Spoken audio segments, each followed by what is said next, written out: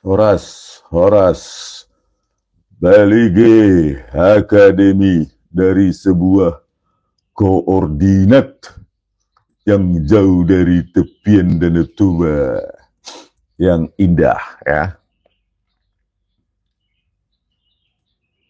Oke, saya akan membacakan surat tanggapan saya ya untuk menolak hasil laboratorium forensik ya yang bagi saya itu tidak ilmiah sama sekali ya. Kenapa tidak ilmiah? Ya karena ya nanti saya bacakan bahwa statement dari Dirtipidum ya Pak Juandani ya, kalau nggak salah. Itu mengatakan dengan meraba dirasakan cekung. Ini statementnya perbatimnya dari, saya lihat, dari Kompas ya, berjudul Bareskrim soal uji forensik skripsi Jokowi menggunakan mesin TIK. Nah, itu judulnya ya. Nah, di sini jakartakompas.com. Kepolisian Republik Indonesia melalui Direktorat Tindak Pidana Umum Ditkipidum Bareskrim Polri tidak hanya memverifikasi keaslian ijazah Presiden ke-7 RI Joko Widodo, tetapi juga melakukan uji forensik terhadap skripsi ya, dikatakan diklaim di situ uji forensik ya terhadap skripsi sarjana milik Jokowi yang disusun saat kuliah di Fakultas Kehutanan UGM. Skripsi berjudul Studi tentang Pola Konsumsi Kayu Lapis pada Pemakaian Akhir di Kota Madia Surakarta tersebut ditulis Jokowi sebagai syarat kelulusan pada tahun 1985 dengan nomor mahasiswa 1681. Ya, jadi syarat kelulusan di UGM ya mulai dari dulu sampai sekarang mungkin ya. Nggak tahu kalau pemerintahan Jokowi ada opsional katanya. Menterinya itu Makarim bilang skripsi itu opsional ya. Jadi bisa jadi tidak skripsi atau tugas akhir saja.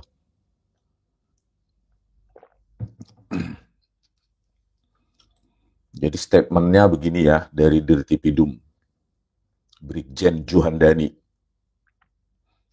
Dalam hal skripsi milik Bapak Jokowi, setelah dilakukan penelitian dari bab 1 sampai dengan akhir oleh Puslapor, mesin TIK yang digunakan adalah tipe Pika, TPU yang umum digunakan pada masa itu. Ya. Tidak menyebutkan metodologi, uji fisika, uji kimia, dan lainnya ya.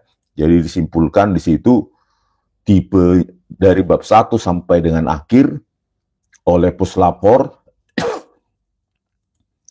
mesin TIK yang digunakan adalah tipe Pika, tipe yang umum digunakan pada masa itu, kata Direktur Tindak Pidana Umum Dirtipidum Bareskrim Polri, Brigjen Juhandani Raharjo Puro, dalam konferensi pers Kamis 22 Mei 2025. Puslapor menyebut mesin TIK tipe Pika memuat 10 karakter per inci. Nah, ini salah lagi ya. Masa bisa 10 karakter per inci? 1 inci itu kan 2,5 sentimeter. Bagaimana mungkin memuat 10 karakter ya? Karena dia kan monospace ya. Artinya kalau mesin TIK itu monospace, artinya ruang untuk setiap karakter tuh sama. Ya. Nggak mungkin 10 karakter per inci itu. Ya. Minum kopi dulu ya. Di sini saja sudah diragukan bagaimana dia mengatakan 10 karakter per inci ya.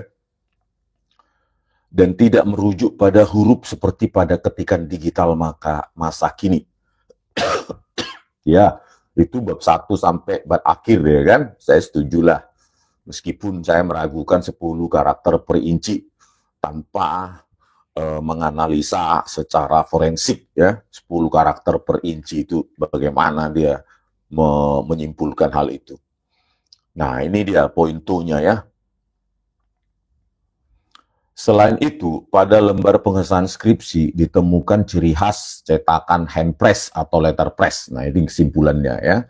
Pada lembar pengesahan skripsi ditemukan ciri khas cetakan hand press atau letterpress. Itu udah kesimpulan ya. Jika diraba, nah ini saya sangat tidak setuju ya dengan perabaan itu ya. Bagaimana dengan meraba ya? Jika diraba, tulisannya terasa tidak rata atau sedikit cekung. Ya, padahal kecekungan itu bisa ya akibat dari printer laser jet ya menciptakan cekungan juga seperti browsing dan lainnya. Nanti saya bacakan tanggapan saya. Jika diraba tulisannya terasa tidak rata atau sedikit cekung. Jadi dengan meraba pakai perasaan disimpulkan sedikit cekung. Menandakan, bayangkan ya, laboratorium forensik memakai perabaan dengan merasa sedikit cekung. Langsung disimpulkan menandakan penggunaan metode cetak manual yang lazim digunakan di masa itu. Ini kesimpulan apa ini ya, sangat prematur ya untuk sebuah laboratorium forensik ya. Masa dengan meraba dirasakan terasa tidak rata atau sedikit cekung. Waduh, sangat prematur ya, karena dengan meraba, dengan merasa itu bukan saintifik. Kalau saintifik itu harus repeatable, harus bisa diulangi oleh peneliti lain. Bagaimana ya, meraba dan merasakan itu kan subjektif dan bias, tergantung perasaan. Maka itu pasti tidak repeatable. Ya, dengan meraba, ya kan, sensitivitas indera perasa orang kan beda-beda dan itu subjektif. Jadi ini adalah kesimpulan yang sangat prematur, harusnya jangan begini ya. Kita negara besar masa Bareskrimnya pakai meraba dan merasakan, ini sangat memalukan ya untuk negara sebesar kita. Bayangkan kalau ini ditranslate oleh media asing ya, Bareskrim Polri melakukan uji forensik dengan meraba dan merasakan ada sedikit cekungan. Bayangkan itu ya, kalau itu ditranslate menjadi Inggris, jadi berita internasional ya, laboratorium forensik sebesar Indonesia ya melakukan uji forensik dengan meraba, terasa sedikit ada cekungan, kan luar biasa. Ini kekonyolan seperti ini ya, memalukan untuk negara sebesar ini, Pak Prabowo Subianto ya, terlaluan lah Pak ya.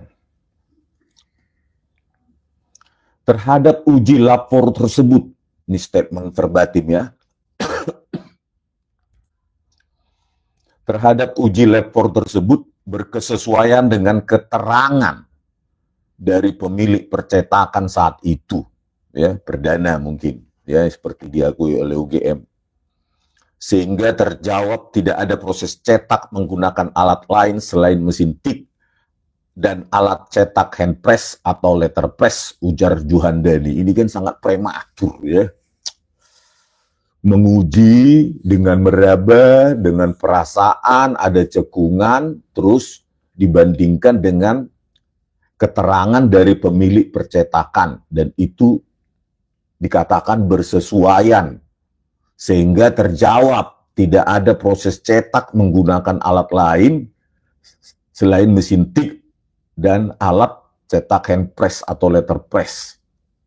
Cekungan itu bisa Pak Juhandani menggunakan ini software ya digital, pakai dengan teknologi cetak laser jet Pak Juhandani. Jadi itu sangat prematur ya, sangat prematur. Makanya ini kita tolak ini kesimpulan apa ini ya, sangat prematur. Ya, uji meraba dan merasakan pakai perasaan dengan indera peraba dan dibandingkan dengan keterangan dari pemilik percetakan dan disimpulkan berkesesuaian sehingga terjawab tidak ada proses cetak menggunakan alat lain selain mesin tik dan alat cetak hand press tanpa uji kimia, uji fisika, uji ultraviolet, ya, uji tinta dan lainnya, ya, langsung disimpulkan seperti ini. Ini kan bukan produk forensik. Produk forensik itu harus bisa diuji oleh orang lain dan hasilnya sama, artinya repeatable. Ya, repeatable, dapat diulangi oleh pihak lain, penguji lain, laboratorium lain. Ya, dengan merasakan, meraba dengan indera peraba itu subjektif, bias. Ya, tergantung indera peraba orang tersebut. Bagaimana itu bisa repeatable? Bagaimana itu bisa diuji? Itu subjektif. Ya, karena subjektif, masa hasilnya bervariasi tergantung indera peraba orang. Ya, subjektivitas itu bukan produk dari ilmiah karena dia tidak repeatable. Ya. Begitu juga dengan dibandingkannya dengan keterangan dari pemilik percetakan. Keterangan. Orang bisa menipu dari keterangan itu. Ya, keterangan orang kan bisa menipu. Harusnya diuji dengan direkonstruksinya oleh pemilik percetakan atau pihak percetakan tersebut sehingga hasilnya bisa dibandingkan. Begitu loh. Kan begitu. Ini dengan keterangan. Hasil indera peraba yang dirasakan dibandingkan dengan keterangan langsung diambil, jump into conclusion, melompat ke kesimpulan bahwa itu produk dari hand press atau letter press. Ini kan memalukan Pak Prabowo Subianto. Ini sangat memalukan uji forensik seperti ini. Ya. Uji forensik itu tidak butuh keterangan. Ya. Uji forensik itu uji ilmiah. Keterangan itu bukan ilmiah. Ya. Jadi bagaimana ini produk seperti ini? Hanya buzzer yang percaya ini kan? Terutama buzzer-buzzer yang berharap jadi komisaris. Kan begitu. Kalau orang yang waras, atau apalagi yang pernah belajar sampai S1, tentu tahu sains, ya, itu harus repeatable. Harus bisa diuji oleh orang lain, memiliki metode, memiliki parameter output, memiliki prosedur menjalankan metode tersebut, sehingga bisa diulangi, ya, hasilnya prosedur, metode dan prosedur tersebut, ya, bisa diulangi oleh pihak lain, laboratorium lain, sehingga dia bisa uji objektivitas. Kalau pakai indera peraba dibandingkan dengan keterangan, ya itu sama-sama subjektif. Hasil indera peraba subjektif, keterangan dari pihak percetakan subjektif. Terus bagaimana ini? Konklusi saintifiknya kan nggak ada. Sesuatu yang subjektif, bias, dibandingkan dengan sesuatu yang subjektif juga dan bias. Bagaimana ini hasilnya Pak Prabowo Subianto? Kan memalukan, Pak. Sekarang rejim Prabowo Subianto, bukan lagi rejim Joko Widodo. Ayolah Pak, tingkatkan Pak kepolisian Pak supaya profesional dan tidak berpihak, gitu loh. Ini kan sudah berpihak ini. Laboratorium forensik ini katanya sudah laboratorium dengan standar internasional. Bahkan Pak Susno Nuwaji mengatakan banyak negara lain belajar. Ratusan negara lain belajar ke negara kita tentang forensik. Tetapi produknya hanya hasil meraba. Lembar pengesahan skripsi itu diraba, ada cekungan. Oh ini hand press ini, letter press ini. Dibandingkan dengan keterangan pemilik percetakan. Masa begini yang ditiru oleh negara lain? Pak Prabowo Subianto? Ya? Ini bukan saintifik ini. Ini ya nenek-nenek juga bisa melakukan meraba. Oh ya raba. Oh ya ini cekungan ini. Dukun ini, dukun. Ya, produk dukun. Ya. Ya, itulah keterangannya, konklusinya melompat dari hasil meraba, bandingkan dengan keterangan, buat konklusi atau kesimpulan yang subjektif. Karena membandingkan antara sebuah yang subjektif, hasil indera peraba, dibandingkan dengan keterangan juga yang subjektif, konklusinya pasti subjektif, tidak repeatable, tidak bisa diuji oleh orang lain. Ini apa ya? Jadi kita jadi bukan ahli forensik di baris krim itu, ahli meraba, ahli merasakan perasaan, ya. Jadi ini tidak bisa diterima akal oleh para mereka yang punya apa ya, pondasi keilmiahan ini. Nggak mungkin ini, ya.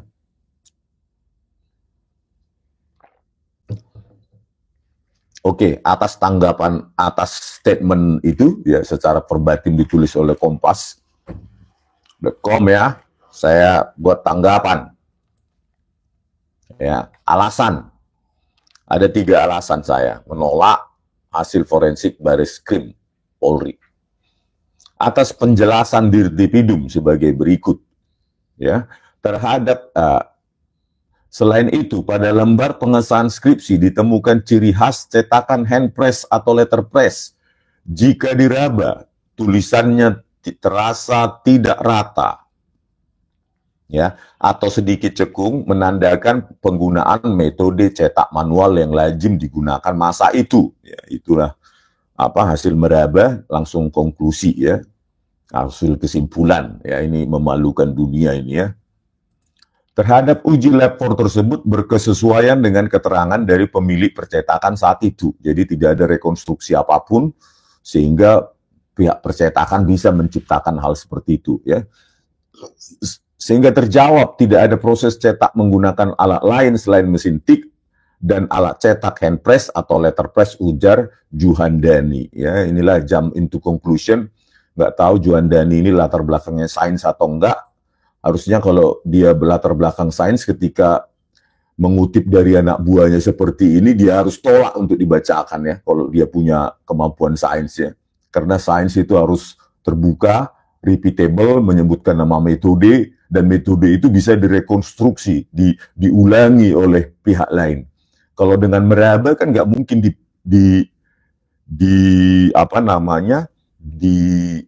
bisa diulangi oleh orang lain, hanya mengandalkan indera peraba dengan indera perasaan. Harusnya kalau Dirtipidum Juhandani ini punya latar belakang saintifik, dia malu dia. Kalau latar belakang sains, dia pasti malu menjawab ini. Tapi mungkin dia nggak punya latar belakang saintifik, jadi mungkin menurut dia ya oke-oke aja lah. Toh publik percaya, nanti wartawan juga nggak nanya ini sedetil ini. Oke lah, oke, gitu mungkin ya. Oke, analisa saya, tanggapan saya ya. Ketergantungan pada tekstur fisik adalah kerentanan terhadap pemalsuan modern. Ya. Mengandalkan tekstur fisik seperti raba, cekung, meraba, dan merasakan ada kecekungan, untuk membuktikan metode cetak adalah indikator yang terlalu mudah dimanipulasi dengan teknologi modern saat ini ya.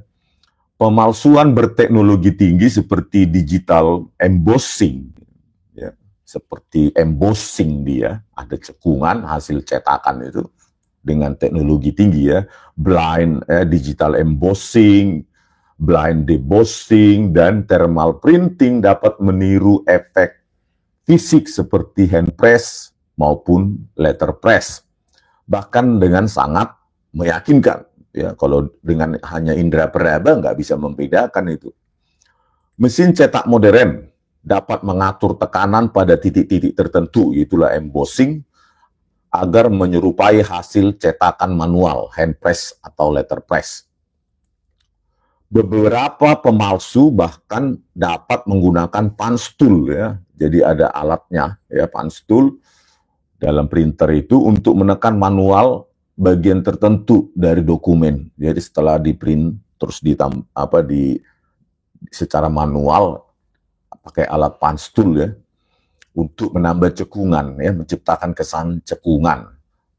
Kehandalan cekungan fisik sebagai indikator metode pencetakan adalah pendekatan yang sangat lemah jika tidak dilakukan validasi dengan pengujian laboratorium lebih komprehensif. Ya, jadi dengan merasakan cekungan itu adalah pendekatan yang sangat lemah. Ya, apalagi nanti kalau dibawa pembuktiannya di pengadilan oleh Joko Widodo beserta Polda ya, itu akan ditertawakan dunia ya, bisa jadi itu diliput oleh dunia internasional ya, laboratorium forensik memakai rabaan dan perasaan adanya cekungan.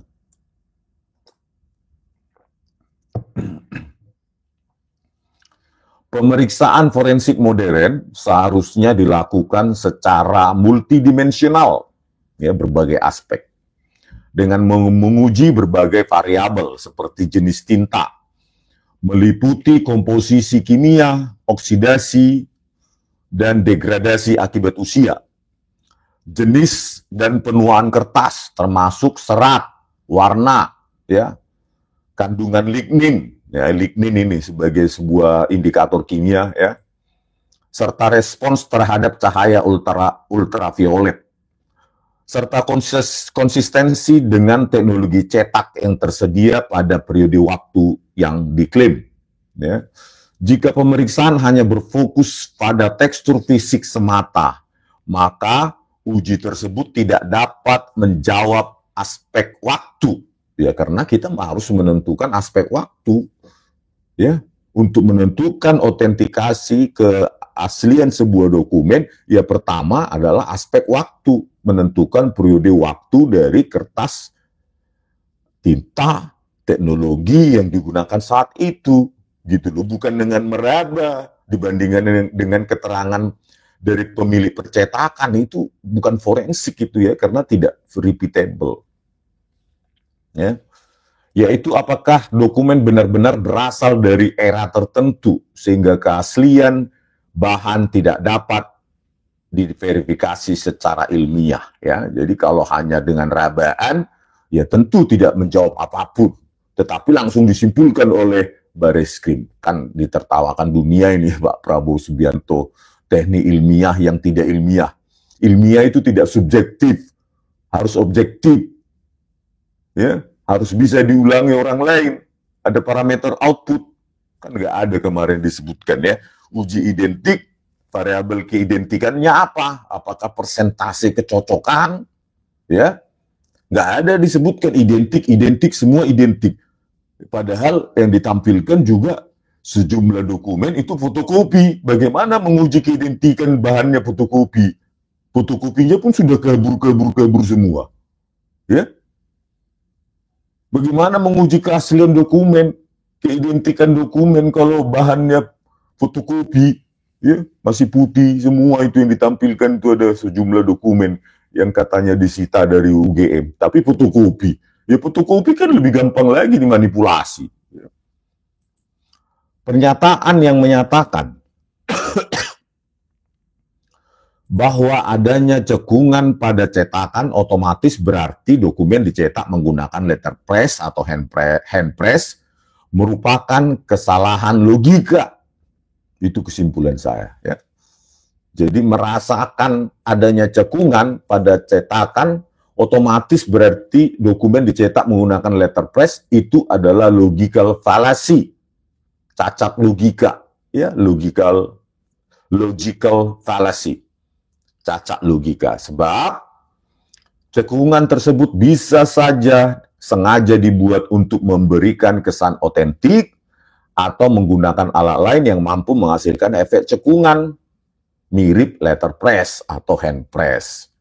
Oleh karena itu, ciri fisik hasil cetakan tidak dapat memastikan bahwa dokumen tersebut benar-benar dicetak pada periode waktu tertentu oleh pihak tertentu atau tidak pernah direproduksi atau dimodifikasi setelahnya. Jadi tidak bisa dengan indera perasa itu, gitu ya. Agar hasil uji forensik dapat dipercaya dan valid, ya, sah, pemeriksaan harus melibatkan kombinasi pengujian fisika, kimia, analisis historis yang komprehensif. Selain itu, pemeriksaan harusnya ya sebaiknya dilakukan oleh pakar independen dan melibatkan berbagai institusi untuk memastikan objektivitas, bukan ahli yang dari Bareskrim saja dengan indera peraba. Harusnya melibatkan ahli-ahli independen lintas institusi untuk memastikan objektivitas. Kemarin ya pihak pelapor saja tim TPUA tidak diundang dalam gelar perkara. Bagaimana memastikan objektivitasnya? Ya, sains itu tidak ada di ruang gelap. Dia harus di ruang perdebatan, di ruang argumentatif. Ya.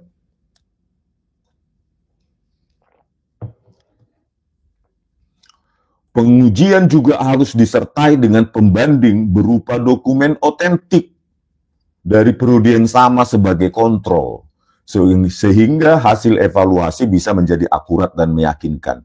Jadi kalau mau membandingkan, ya hasil untuk bahan pembanding itu harus juga dipastikan otentik dengan periode yang sama, ya uji fisika, uji kimia, dan lainnya sebelum nanti setelahnya saya terangkan ya. Kedua, ya tadi yang pertama tanggapan saya, analisa terhadap font Times New Roman hanya dengan meraba dan merasakan cekungan. Nah ini lagi ya, memastikan bahwa itu adalah produk dari percetakan hanya dengan meraba. Oh itu font Times New Roman sesuai dengan keterangan dari pemilik dari percetakan. Ini kan kacau ya, logical fallacy, cacat logika. Ya. Analisis dokumen berdasarkan rabaan fisik terhadap huruf cetakan, seperti merasakan adanya cekungan pada font Times New Roman, memiliki kelemahan signifikan jika dijadikan dasar utama untuk menyimpulkan metode pencetakan. Pendekatan ini bersifat subjektif dan bergantung pada sensitivitas indera peraba pemeriksa, ya, penyidiknya itu. Tergantung indera perabanya. Karena tergantung, maka subjektif. Karena subjektif, maka tidak bisa diulangi. Untuk mendapatkan hasil yang sama, maka itu bukan saintifik. Ya. Dengan demikian, bukti yang diperoleh dari metode ini tidak dapat diuji ulang, yaitu repeatable ya, tidak bisa diulangi secara objektif atau dibuktikan secara ilmiah yang membuatnya lemah jika digunakan dalam pembuktian forensik. Tapi kalau Bareskrim bebal, ya silahkan aja itu ya, hasil perabaan dan perasaan mengatakan itu handpress atau letterpress, silahkan aja nanti dihadirkan di persidangan ahlinya. Nanti saya buat babak belur juga itu ahlinya, ya kan? Font Times New Roman sendiri bukan indikator eksklusif dari metode cetak tertentu, ya. Font ini telah digunakan secara luas sejak era perangkat digital modern. Justru dengan teknologi printer modern berresolusi tinggi atau high DPI, ya, high dots per inci, ya, dengan teknologi printer modern dengan high DPI, tampilan huruf Times New Roman bisa sangat presisi, rapi, dan bersih, berbeda dengan ketidakteraturan alami hasil mesin ketik atau letterpress yang seringkali menghasilkan cetakan tidak merata karena tekanan manual. Minum dulu ya.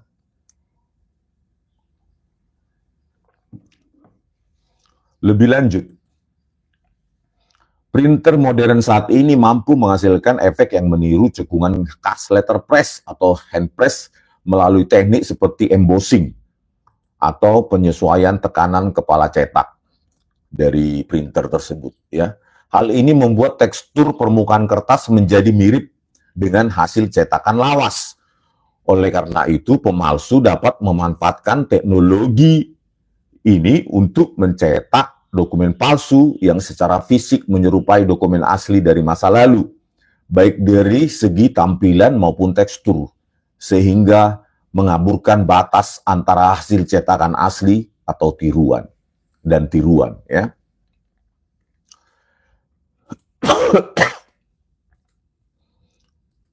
Minum lagi.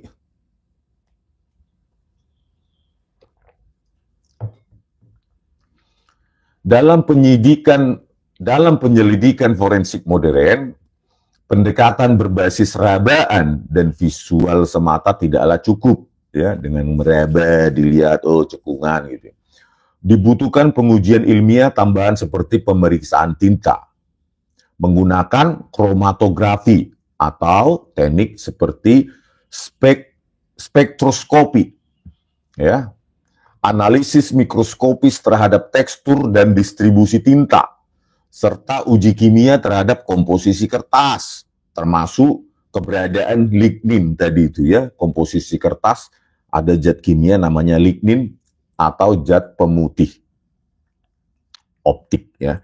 Data dari pengujian tersebut dapat memberikan informasi yang jauh lebih akurat mengenai umur dokumen. Itulah kalau menguji keotentikan dari dokumen harusnya menentukan periode waktu atau usia dari dokumen, bukan dengan meraba, yaitu dengan uji kimia, ya, kromatografi, ya, menentukan jenis tinta dan usia tinta, dan spektroskopi, ya. Data dari pengujian tersebut dapat memberikan informasi yang jauh lebih akurat mengenai umur dokumen, jenis bahan yang digunakan, dan metode cetaknya, ya, serta dapat dibandingkan secara objektif dengan sampel referensi dari periode yang sama. Jadi bukan dengan meraba. Kalau hasil rabaan nanti ya kacau lah nanti di pengadilan, ya, bisa ditertawakan ya oleh dunia ini. Jadi menyimpulkan metode pencetakan hanya dengan rabaan cekungan pada font Times New Roman dengan high dots per inci atau high DPI sangat rentan terhadap kesalahan. Pendekatan ini tidak memiliki dasar ilmiah yang kuat dan mudah dimanipulasi oleh teknologi modern. Oleh karena itu, diperlukan metode forensik yang lebih komprehensif dan objektif dalam menilai keaslian dokumen, agar kesimpulan yang diambil dapat dipertanggungjawabkan secara hukum maupun secara ilmiah. Ya.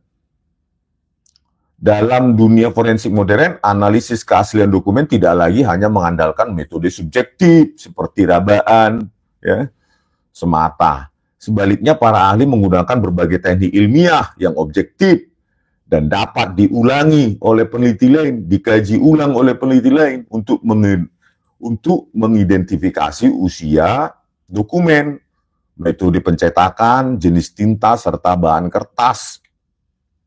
Metode yang sering digunakan yaitu tadi analisis mikroskopis, yaitu pemeriksaan dokumen di bawah mikroskop, ya, sebuah mikroskop stereo, ya, atau mikroskop elektron.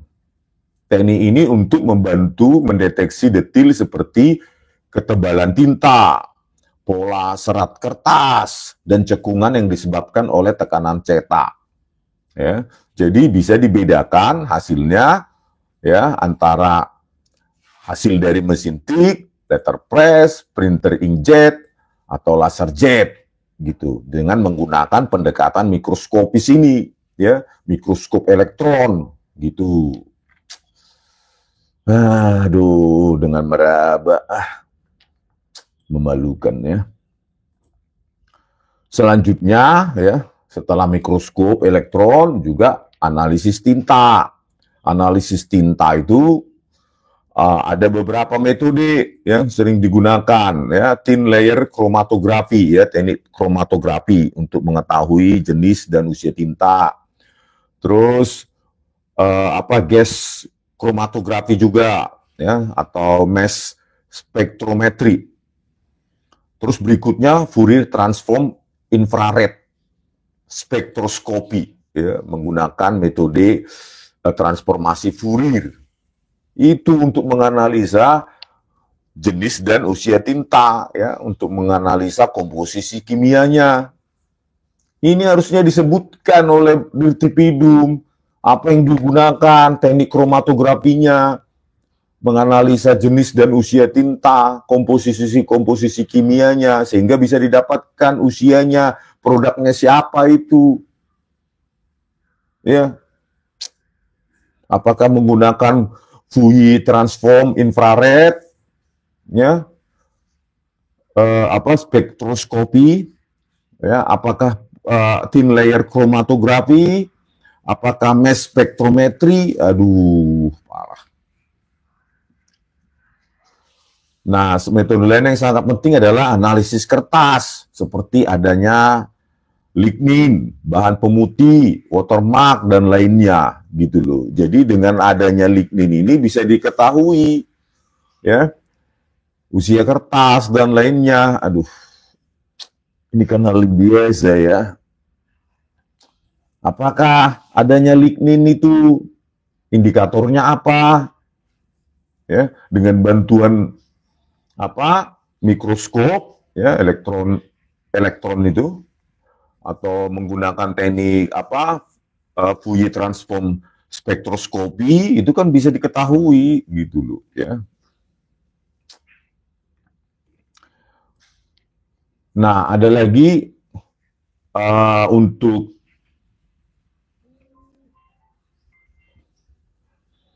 ada telepon ya, nanti saya jawab ya. Nah, ada lagi teknik seperti elektrostatis.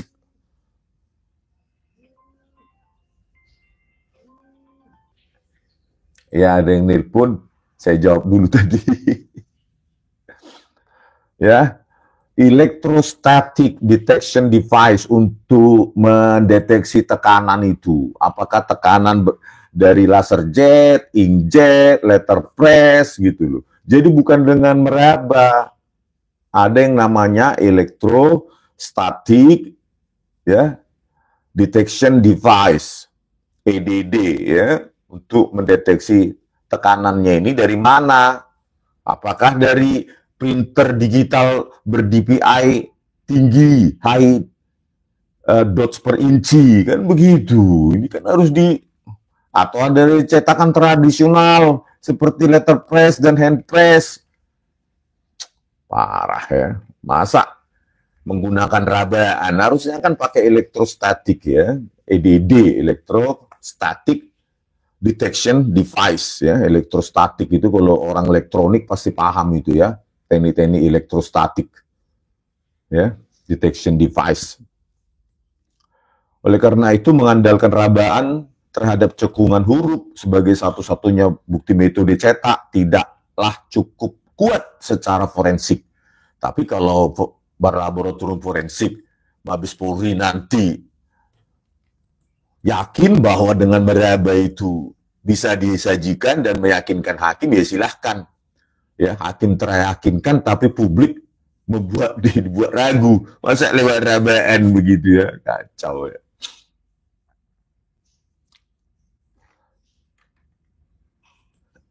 Oke, yang ketiga jawaban saya. Identik itu tidak sama dengan otentik ya. Kemarin kan dibilang dokumennya Jokowi dibandingkan dengan dokumen lain, meskipun nggak disebutkan, ya. Terus identik, tapi kesimpulannya otentik, ya salah. Media kok begitu ya juga. Ya, uji identik yang menghasilkan identik atau tidak, persentasenya berapa keidentikan, bukan keaslian. Ya, kalau keaslian ya uji fisika, uji kimia, dan lainnya pakai mikroskop, ya, elektron, mikroskopi, spektrometri, aduh, ya, pakai kromatografi, menganalisa tinta, ya, spektrometri, ya, spektroskopi, begitu loh. Sedih kita ya, kok negara ini jadi kayak kacangan begini ya, dengan rabaan ya. Mengandalkan keidentikan dokumen sebagai satu-satunya indikator keaslian dalam uji forensik adalah pendekatan yang lemah dan beresiko. Keidentikan yang dimaksud merujuk pada kemiripan fisik, seperti bentuk huruf, tata letak, jenis font, ukuran margin, atau bahkan cetakan yang tampak seperti antara dokumen satu dengan yang lain. Ya. Pertama, dokumen palsu yang dicetak dengan teknologi modern seperti printer laser atau inkjet berkualitas tinggi dapat dengan mudah meniru bentuk fisik dokumen asli dengan sangat presisi. Apalagi jika pelaku memiliki akses ke salinan asli atau tahu struktur dokumen resmi tersebut. Mereka bisa menyalin tata letak, jenis huruf, bahkan menambahkan efek fisik seperti emboss atau cetakan bertekanan. Oleh karena itu, hanya mencocokkan keidentikan visual antara dua dokumen tidak menjamin keasliannya. Ya, karena yang palsu dengan palsu pasti identik juga. Ya. Jadi tidak menjawab keaslian dokumen. Kedua, pendekatan ini tidak, pendekatan keidentikan, uji identik tidak mengungkap usia dan atau waktu pembuatan dokumen. Dua dokumen bisa tampak identik, namun salah satunya bisa saja dicetak baru-baru ini dengan mesin modern atau tinta sintetis ya, tanpa menganalisis tinta, kertas, dan komposisi kimia lainnya. Tidak ada cara untuk memastikan kapan dokumen tersebut dibuat. Pemalsu yang canggih justru memanfaatkan kemiripan fisik sebagai tameng untuk menyembunyikan manipulasi mereka. Ya. Ketiga, uap tinta, bahan kertas, atau tekanan cetak tidak bisa dibandingkan hanya dengan visual, uji keidentikan, analisis yang lebih dalam seperti tadi yang saya bilang ya, spektroskopi, mikroskopi, atau deteksi pakai EDD tadi ya, elektrostatik detection device ya, untuk menguji tekanan dibutuhkan untuk membongkar elemen-elemen teknis yang tidak kasat mata gitu loh ya.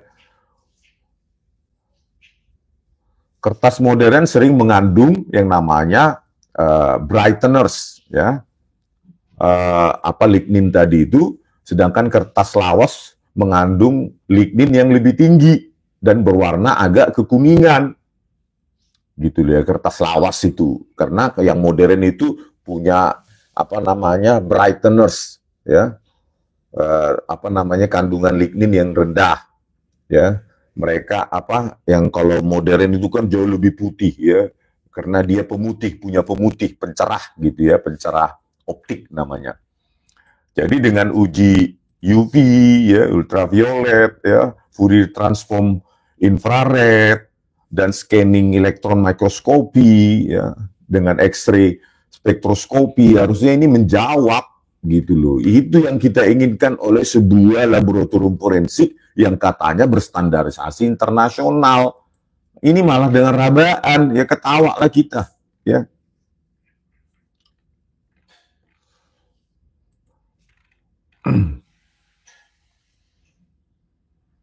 Terus dua dokumen yang terlihat identik bisa dibuat dari kertas berbeda usia dan kualitasnya tanpa uji seperti tadi ya, yang saya sebutkan. Analisis hanya analisis keidentikan adalah tindakan prematur ya.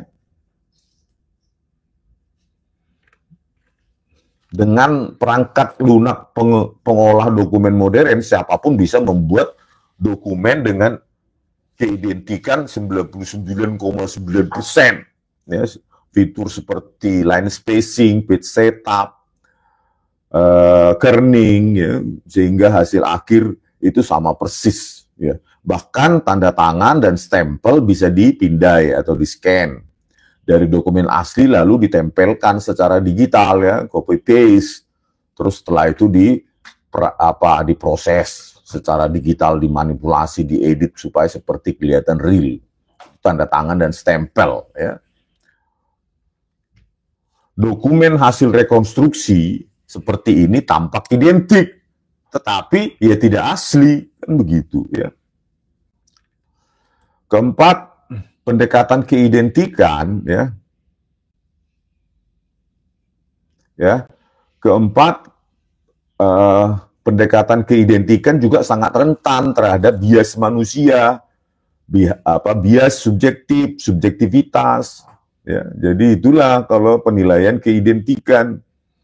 Tanpa data kuantitatif dari hasil uji laboratorium, maka itu tidak cukup kuat di pengadilan.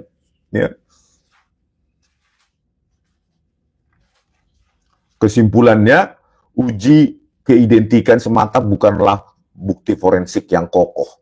Ia bisa memberikan kesan validitas palsu dan berbahaya bila dijadikan satu-satunya dasar kesimpulan. Gitu ya. Jadi inilah yang kita minta nanti kepada hakim ya, untuk meminta sejumlah dokumen ya. Sebenarnya satu dokumen aja cukup sih. Ya, lembar pengesahan skripsi tersebut untuk diuji di laboratorium yang netral ya.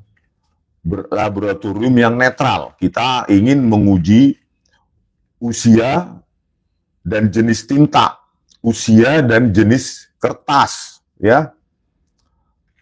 Dengan metode-metode tadi itu. Ya, kalau tinta itu kromatografi ya, dan spektroskopi, ada yang namanya thin layer kromatografi, terus ada namanya Fourier transform infrared spektroskopi ya, itu berkaitan dengan tinta ya. Terus analisis kertas, deteksi ligninnya ya, kalau ligninnya tinggi atau rendah berapa. Kalau yang ligninnya tinggi itu berarti itu produk yang lebih jadul ya, karena kekuning-kuningan. Kalau sekarang itu mengandung brightener's, pemutih, lebih putih sekarang, lebih cerah. Yang apa kan? Makanya saya bilang sangat cerah.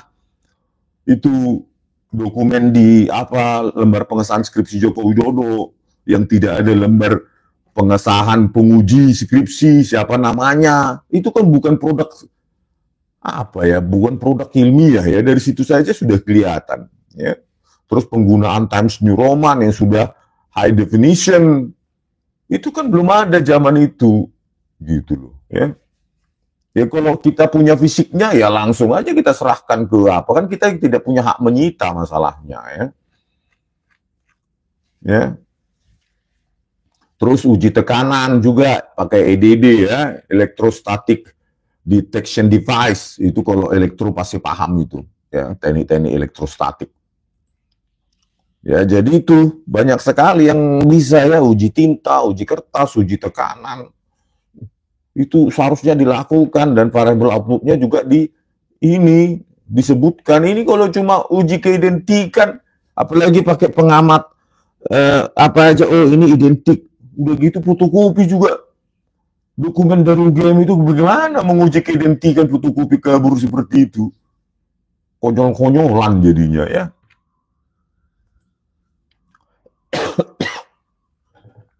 Minum dulu.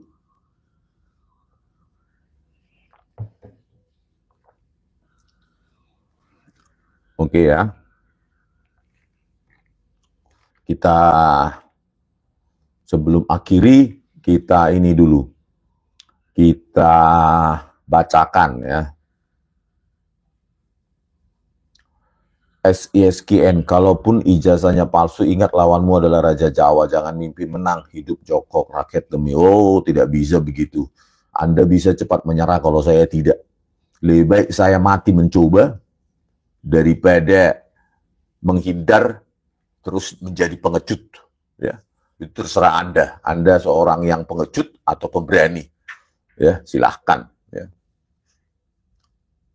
Asik umbang. Nggak apa-apalah banyak buzzer hadir. Iya banyak banget ya.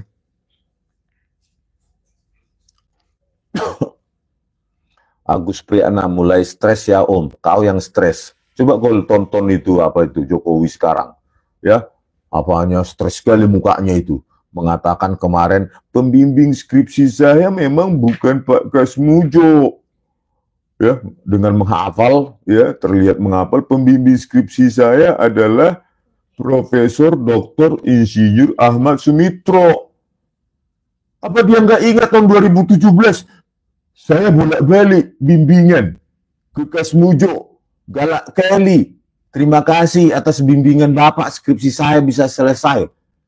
Aduh, parah inkonsisten. 2017 masih loh.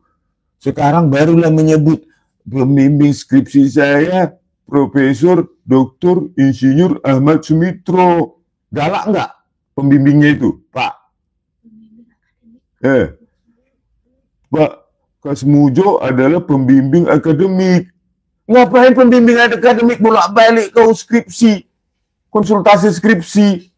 Parah kali, nggak tahu ya bedanya antara pembimbing skripsi dan pembimbing akademik.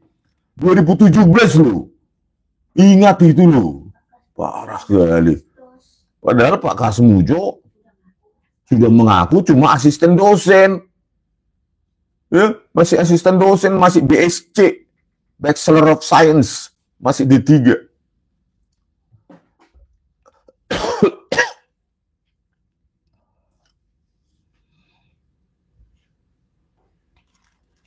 Nah inilah ad hominem ya si Sunyi Hening ini. Kayak ganteng aja kau, ya. Sok ganteng aja kau, ya. Jangan menyerang fisik orang, ya kan? Karena orang yang fisiknya ganteng pun belum tentu berguna, ya. Fisiknya jelek pun belum tentu menjadi sampah Republik ini, ya. Nggak ada hubungannya, ya. Dalam apa sugi, maos, ngai petudu, gelok,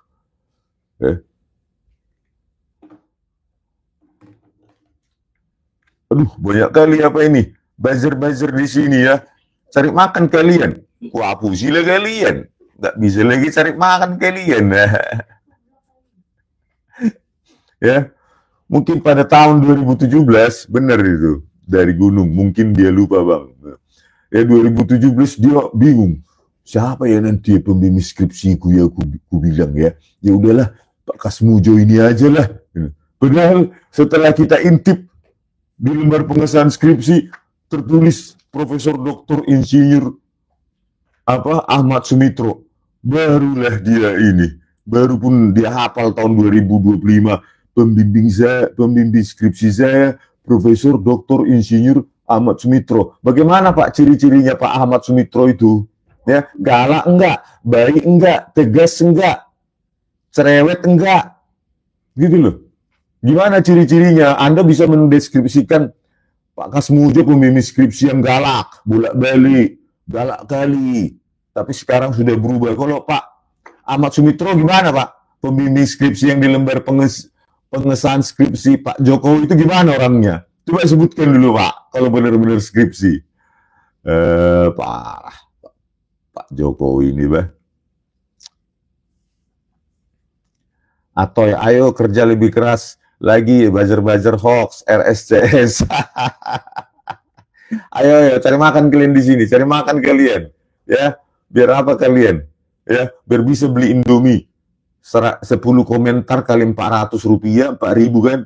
Indomie 4.000 sekarang. Nah, ayo, itu.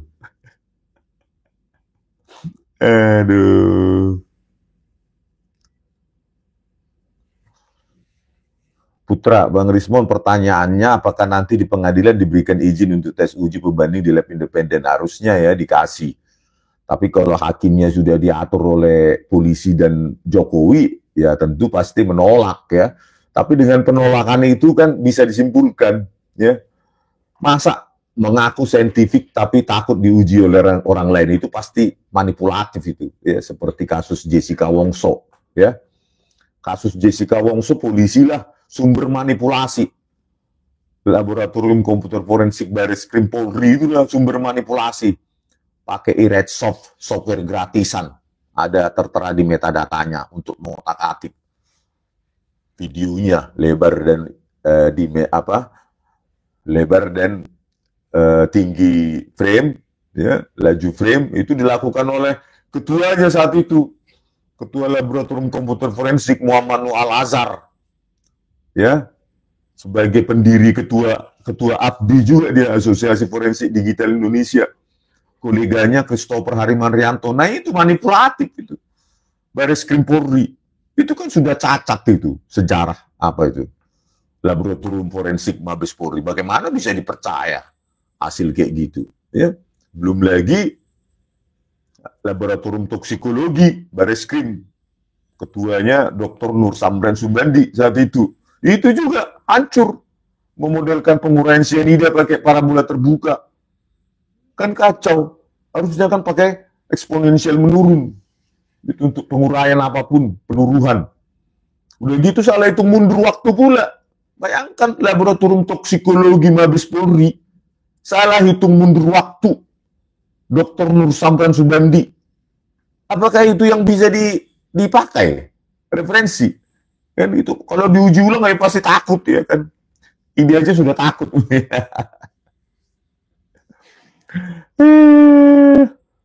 Antasena, Bang, kasihanilah para buzzer. Tapi dia cari makan di lab saya, Pak, ya kan, untuk mengejar Indominya. Nanti kalau nggak apa dia, apa namanya, kalau nggak saya kasih ruang, memang dia nggak bisa kasih makan Indomie keluarganya, ya, pengangguran dia.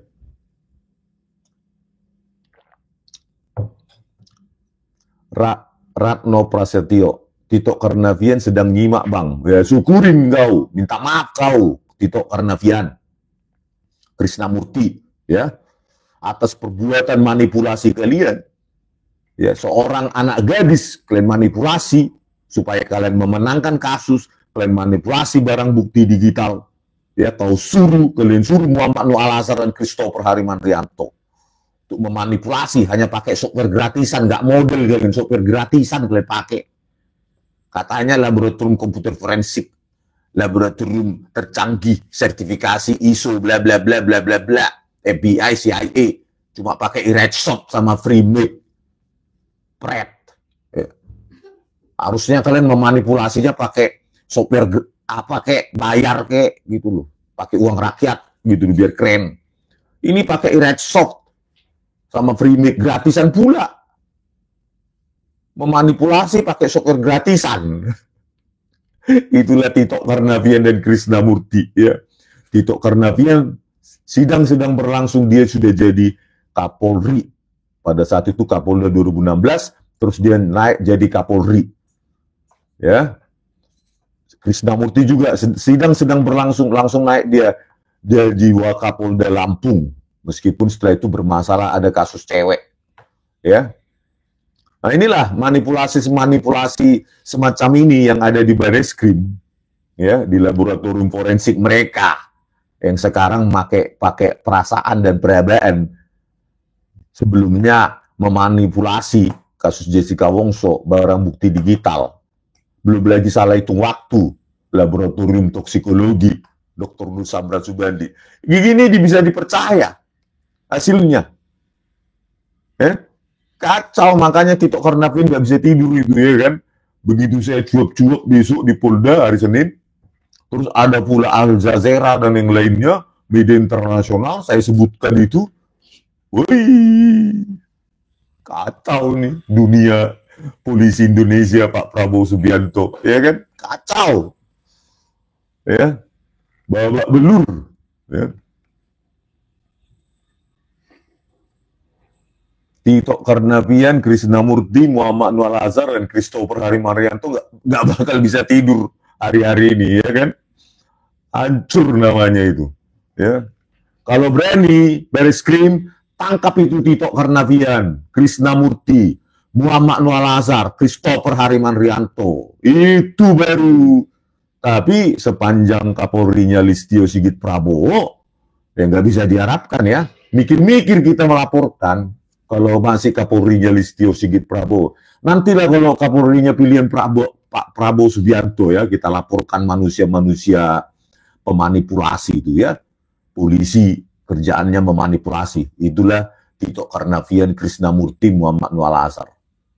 Dengan rekan ahli AFDI-nya itu, Asosiasi Forensik Digital Indonesia, yang didirikan Muhammad Nur Al-Azhar. Itulah Christopher Harimanrianto. Bayangkan itu. Ya, polisi memanipulasi bukti, itu sudah kebiasaan.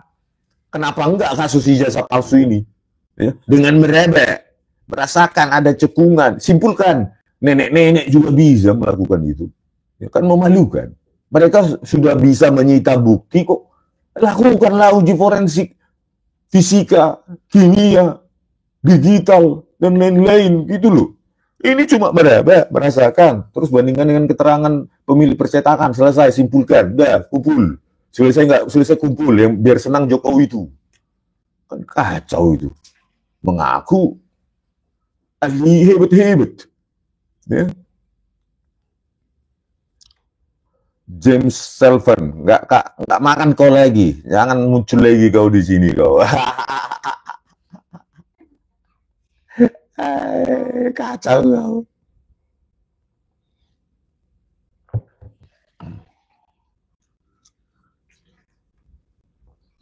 Ya, lebih konyol lagi ya, kalau kejahatan biasa itu ya, penyelidikan atau penyidikan biasa itu sampai celana dalam pun ditampilkan, ya kan, misalnya pemer kaos, gitu kan, udah paksa, sampai apanya pun ditunjukkan, HB, BH dan lainnya, bukan dalam bentuk fotokopi, ya, ditampilkan. Bukti-buktinya kalau KM50 itu celurit, ini itu. Kalau kejahatan yang lain juga, alat tajamnya, benda-benda tajamnya ditampilkan, ditunjukkan. Kemarin di Tipidum, ya, apa yang diuji nggak bisa ditunjukkan, dipegang dia ijazah Jokowi itu yang katanya asli, kan memalukan dalam bentuk fotokopi untuk menguji keidentikan dan keaslian. Kacau. Terus yang katanya diserahkan itu jauh dari kamera supaya nggak bisa kita analisa, setelah diperbesar malah blur, malah kabur. Coba lah bayangkan, ya, seorang brigjen, direktur tindak pidana umum Bareskrim, ya, nggak bisa dia menunjukkan ijazah Jokowi, langsung pura-pura lah sehari atau berapa hari sebelumnya, nah Jokowi bawa pulang biar nggak bisa aku dituntut, untuk mana lah ijazah aslinya, tunjukkan.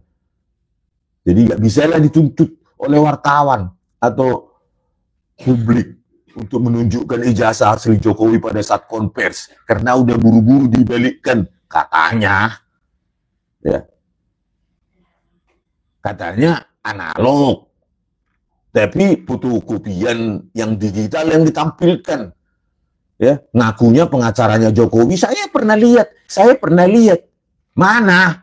Itu loh, bahkan di Tipidum aja nggak berani menampilkan ijazah yang bentuk analog tersebut, gitu loh. Tapi kalau kejahatan lain langsung itu ya, celana dalam, BH aja pun ditunjukkan, itu loh. Padahal itu hal-hal privasi, gitu ya kan. Tapi ini fotokopinya aja ditampilkan, padahal informasi yang dimuat fotokopi sama saja kan, bukan privasi lagi dong berarti. Tapi kenapa beraninya hanya menampilkan tegak lurus terhadap pengamat atau observer atau penonton itu cuma yang ijazah fotokopi?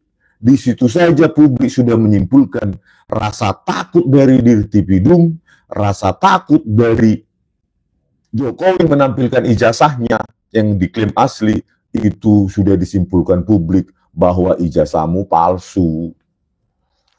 Kan sesederhana itu logika publik, ya, menyimpulkan, ya kan. Bahkan kalau Jokowi memang benar lulusan UGM, serahkan aja ke UGM ijazah aslimu Jokowi, biar dijadikan tugu di situ, gitu, ya kan. Serahkan sekarang ijazah aslimu kepada UGM supaya UGM juga melakukan hal yang sama dengan Rotterdam Erasmus University di Rotterdam terhadap ijazahnya Dr. Muhammad Atta, kan begitu.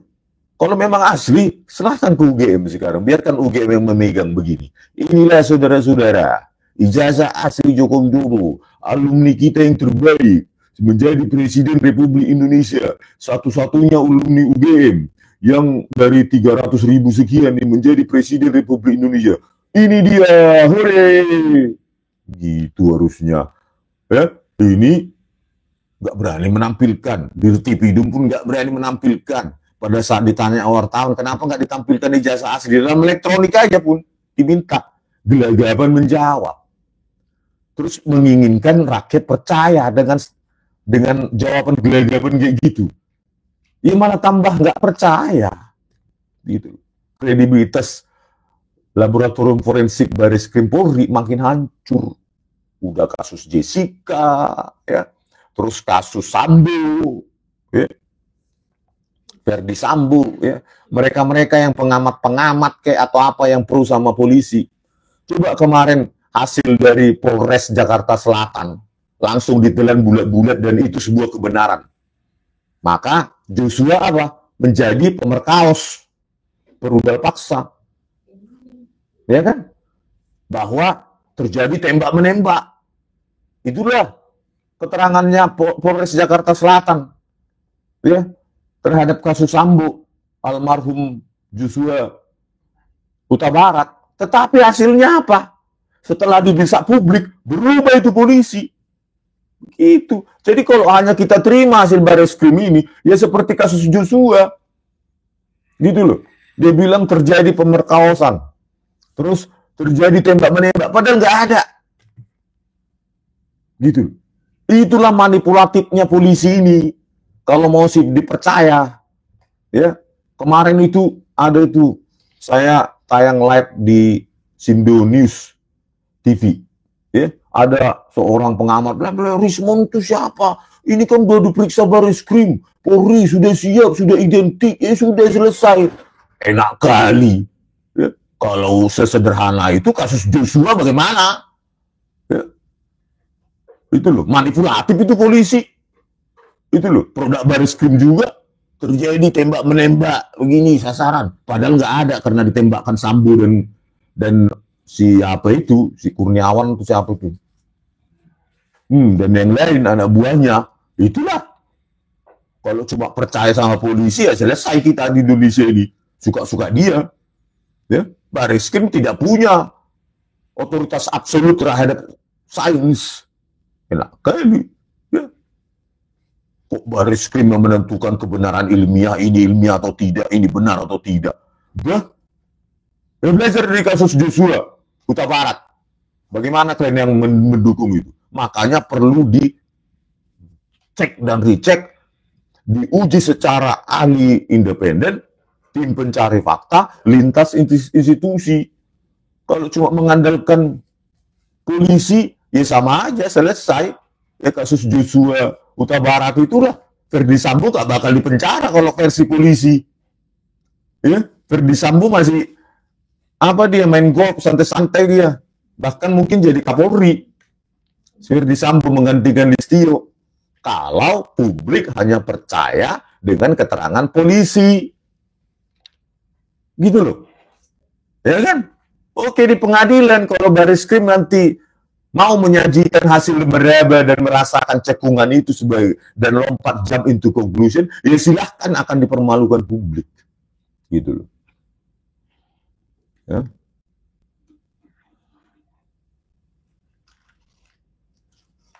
Jadi intinya polisi sudah terbiasa manipulatif. Kasus Jessica Wongso, ya, di metadatanya BAP-nya Muhammad Noel Azhar itu, ya, sejumlah video itu dipakai Iredsoft untuk memanipulasi. Kasus Joshua Huta Barat, manipulasi juga. Kasus KM50 juga, manipulasi juga. Ya, kasus Kanjuruhan, manipulasi juga. Kasus Vina Cirebon, manipulasi juga. Ada ekstraksi SMS, ya, tidak dipakai oleh polisi untuk rekonstruksi itu, hasil ekstraksi SMS dari forensik mereka. Bayangkan, hasil forensik tidak dipakai untuk rekonstruksi reka adegan. Kan lucu, padahal ada pemerkosaan bergilir, katanya pemukulan. Tetapi tiba-tiba ada SMS dari almarhum Vina ke temannya Widi di antara rentang waktu yang diduga itu, dan itu tidak dipakai untuk rekonstruksi. Kan kacau ini Pak Prabowo Subianto. Ya, kasus Vina Cirebon, 6 terpidana masih seumur hidup. Pak Prabowo, mereka menanggung cacat dari kepolisian, manipulasi dari kepolisian ini. Begitu juga 6 laskar FPI dimanipulasi, data CCTV malah justru dihapus di rest area KM50. HP juga saksi dihapus, genangan darah tidak di polis lain, malah dibersihkan oleh polisi. Iya. Terus fiber optik putus 20 jam sebelum kejadian. Kejadian 7 Desember, 6 Desember putus. Tidak ada analisa kenapa putus fiber optiknya. Ini kan kerjaan polisi semua, Pak Prabowo Subianto. Ayolah Pak Prabowo Subianto, sudahilah kebobrokan polisi di rezim Joko Widodo. Partai Coklat ini perlu direformasi total. Kalau nggak bisa lagi, bubarkan bentuk kurang, Pak Prabowo Subianto. Sudahilah rekayasa-rekayasa oleh polisi di zaman Joko Widodo sebagai presiden, hancur kali polisi, Pak. Ayo Pak Prabowo, kita buka lembaran baru, menjadikan polisi profesional tanpa tekanan, tanpa manipulasi. Pak Prabowo Subianto, rejim sudah berganti, jangan mau lagi dipengaruhi oleh Joko Widodo, apalagi oleh anak haram konstitusi itu, si Gibran, Kuku Papa, asam sulfat itu. Jangan mau lagi Pak, ya langsung apa itu makzulkan itu si wapres anak haram konstitusi itu Pak, nggak berguna itu Pak, namanya saja anak haram konstitusi, mau taati konstitusi lewat paman MK, paman Usman di MK itu layak diganti supaya Bapak tidak lagi berkaitan dengan si Joko Widodo, dengan rejimnya yang merusak polisi. Dialah perusak polisi Pak. Cobalah Pak di zaman dia, di rejim dia. Jessica Wongso di rejim Joko Widodo. Rekayasa kasus Sambo waktu Joko Widodo. Kanjuruhan dia juga. KM50 di rejim dia juga Pak. Udahlah Pak, selesaikanlah Pak. Ubah total ini kepolisian. Ya dimulai dengan mengganti si Listio Sigit Prabowo ini. Gantikan. Kalau masih ada jenderal di polisi yang berintegritas, jujur, gantikan secepatnya mah pada dia gitu. Ya biar bisa secara bertahap direformasi itu kepolisian, diperbaiki oleh jenderal tersebut. Tentu masih ada lah jenderal-jenderal yang berintegritas, yang cinta kepada negara ini, ingin memperbaiki kepolisian. Pasti masih ada lah jenderal seperti itu di kepolisian, Pak. Saya masih yakin masih ada lah itu. Gitu. Mereka yang masih sayang sama Republik ini enggak dengan memperbaiki kepolisian. Gitu, Pak. Itulah harapan saya kepada Pak Prabowo Subianto seterusnya. Ya kan? Ganti rejim. Ya udahlah. Udah itu. Lembaran kotor, lembaran jorok, ya, lembaran manipulasi itu udahlah selesai. Di zaman Joko Widodo aja itu. Di zaman Pak Prabowo Subianto, lembaran baru. Biarkan polisi untuk rakyat. Pak, biarkan polisi itu mengabdi hanya untuk rakyat. Bukan memanipulasi bukti, Pak. Demi pesanan, demi Tito, demi Jokowi. Jangan begitulah, Pak. Ya, makin babak belur. Polisi kita. Bukan hanya terburuk se-Asia Tenggara nanti. Bisa sedunia nanti paling buruk. Gitu ya. Bude Minul, sana kau cari makan Bazer. Lalat.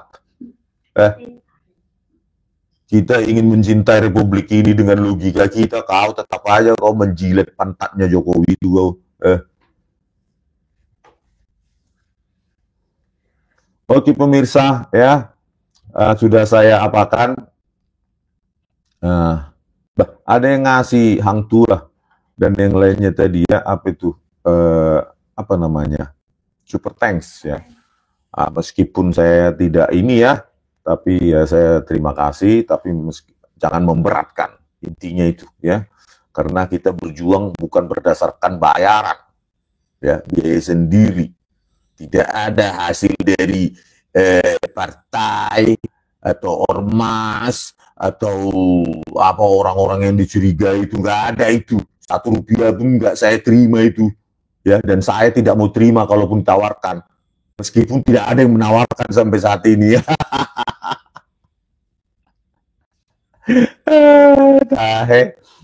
Konyol kali memang ya, orang menilai saya ada yang dibayar lah, Bu Tifa ada yang bayar lah, Pak Roy ada yang bayar lah. Aduh, parah kalian ini. Ya. Terutama saya, jauh-jauh datang dari Bali. Bayar mana lah dulu coba? 1 rupiah pun tunjukkan dulu. Ada PPATK di sana segala macam.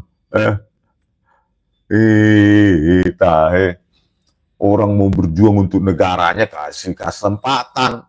Bayar sendiri kok, berjuang sendiri. Semua juga para lawyer-lawyer yang membackup kita itu semua gratis, biaya sendiri. rapat ke sana, ya transport sendiri, biaya tol sendiri, terus biaya parkir sendiri, semua sendiri, berjuang untuk Republik ini.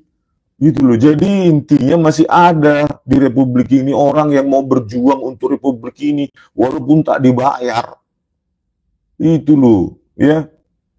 Yang masih sayang sama negara ini, yang nggak perlu dibayar, nggak perlu dikasih komisaris. Kalau saya ingin menjilat, saya bilang aja ijazah Joko Widodo dan lembar pengesahan skripsinya asli. Langsung saya dapat komisaris seperti Sidamanik itu, ya. Tapi saya memilih untuk tidak menjadi penjilat, karena penjilat adalah hidup yang paling hina bagi saya di dunia ini. Ya. Hidup yang paling hina adalah orang yang menjadi penjilat. Itu, ya. Sekali Anda penjilat, maka Anda akan menjadi sampah sampai selamanya. Oke, sampai jumpa di video kami selanjutnya. Oras.